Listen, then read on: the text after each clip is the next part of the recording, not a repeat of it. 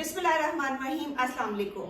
आज की खबर है कि पाकिस्तान में ईरान के 400 ट्रक जो ताफ्तान बॉर्डर के थ्रू आ रहे थे उनको पाकिस्तानी हुकूमत ने क्लियरेंस नहीं दी और रोका हुआ है। यहाँ पर यह बताना बहुत जरूरी है कि पाकिस्तान और ईरान के दरमियान में कोई भी फॉर्मल पेमेंट का तरीकाकार मौजूद नहीं है। लोकल करेंसी के अंदर ही पेमेंट्स होती हैं।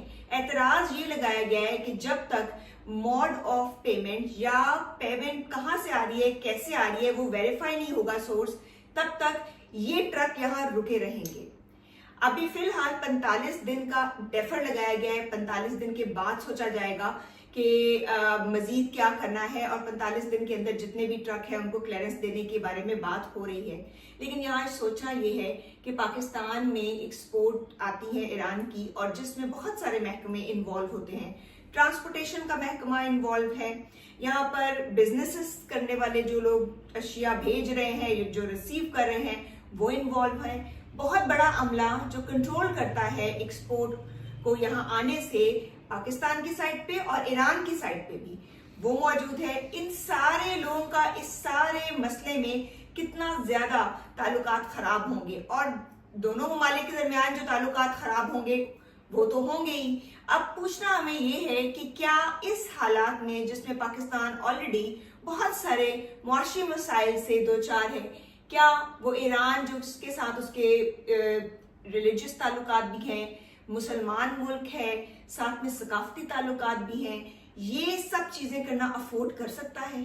डॉक्टर जुमरत, आपने बजा कहा कि पाकिस्तान की हालत ऐसी है कि जो हमसाया ममालिक हैं जिस तरह ईरान है, उनसे आप बजाय फैसिलिटेट करने के, तजारत को बढ़ाने के, आपने रोकना शुरू कर दिया है। यही हाल अफगानिस्तान के साथ हुआ है। अफगानिस्तान के साथ भी हाल ही में निहायत ताल्लुकात ख़राब किए, उनको धमकियां दी गई, उनको हर किस्म का प्रेशराइज किया गया। कई कई दिन बॉर्डर भी बंद रहे और वहाँ पे भी तजारत रुकी रही। तीसरा, चीन के साथ जो इसहाक डार हैं, जो नायब वजीर आज़म भी हैं और वजीर खारजा भी हैं, उन्होंने इतना गलत एक बयान दिया इस्लामाबाद में एक तकरीब में। उन्होंने कहा कि चीन ने हमें यकीन दिलवाया है कि अगर जो टेररिस्ट हैं, अगर चीनी को हलाक करते हैं, चीनी जो कारीगर हैं या मजदूर हैं या काम करने जो भी हैं, तो हम उसको बर्दाश्त करेंगे। जब उन्होंने बात ख़त्म की तो चीनी सफ़ीर स्टेज पे आ गए और उन्होंने कहा कि ये बात सही नहीं है, हमने कोई यकीन दहानी नहीं करवाई कि हम परवाह नहीं करेंगे अगर हमारे चीनी मारे जाएं। हम एक एक चीनी की ज़िंदगी हमारे लिए निहायत अहम है और अगर उनकी हलाकतें जारी रहीं और पाकिस्तान के सिक्योरिटी इदारों ने मौसर किरदार ना अदा किया तो फिर हमारे ताल्लुकात पे असर पड़ सकता है। तो आप ये देखिए कि पाकिस्तान की अंदरूनी हालात इस कदर ख़राब है, यहाँ पे ना कोई नुमाइंदा हुकूमत है, ना कोई यहाँ पे कोई कानून है, ना अदालतें काम कर रही हैं।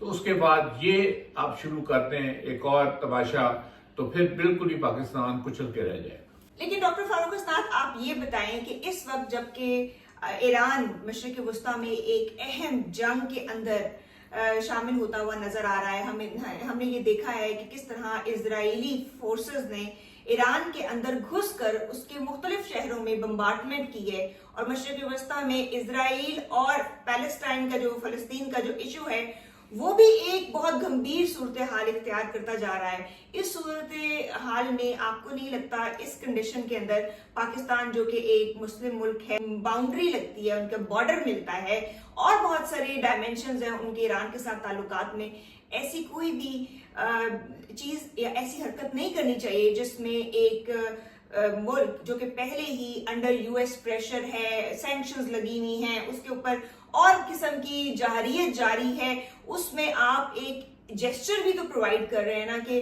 We are not supporting you in this condition. इस वक्त इस तरह का जो अमल है वो दोनों ममालिक के दरमियान में कशीदगी पैदा करेगा। देखें, कशीदगी तो बहुत छोटा लफ्ज है। पाकिस्तान इस वक्त घिरा हुआ है, तन्हाई का शिकार है और हिंदुस्तान को देख लीजिए ना, हिंदुस्तान के साथ पाकिस्तान के कितने हॉस्टाइल ताल्लुकात हैं, वो पाकिस्तान से बात भी करना नहीं चाहते। तो अगर अपने जो दोस्त ममालिक हैं उनके साथ भी ये हो जाए तो फिर आप अंदाज़ा लगा लें कि पाकिस्तान का क्या हाल होगा। आपने ये बात की ईरान के साथ ये गलत पैगाम जाएगा। देखिए, पैगाम तो हमने बहुत से गलत भेज ही दिए हैं।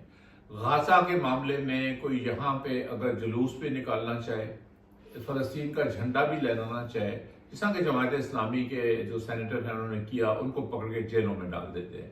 یعنی کہ آپ فلسطین کے حق میں آواز بھی بلند نہیں کر سکتے. اس لیے کہ جو حکمران ہیں ان کی بالکل کوئی بنیاد نہیں ہے. یہ صرف یہ سمجھتے ہیں کہ ہم امریکہ کو خوش رکھ کے اور یہاں پہ حکومت جتنی بھی چاہیں کر سکتے ہیں. ان کی یہ غلط فہمی ہے.